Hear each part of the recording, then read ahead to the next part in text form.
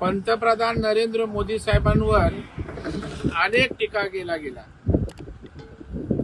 चौकीदार चोर आहे, मौत का सौदागर आहे, खालच्या पातळीवरच्या हेम टीका करून सुद्धा पंतप्रधान विचलित न होता आपले काम करत राहिले। आणि म्हणून आज देशामध्ये सर्वाधिक लोकप्रिय पंतप्रधान झालेतच, परंतु संपूर्ण जगामध्ये भारताची प्रतिमा उंचावण्याचं काम केलंय।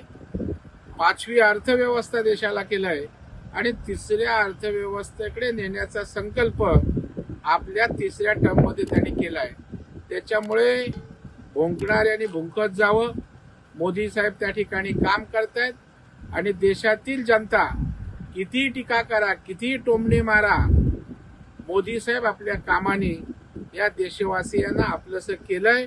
त्याचं प्रत्यंतर येणाऱ्या निवडणुकीत मिळेल आणि मोदी साहेब पुन्हा प्रचंड संख्येने खासदार घेऊन या देशाचे पंतप्रधान होतील, यात तीळ मात्र शंका नाही।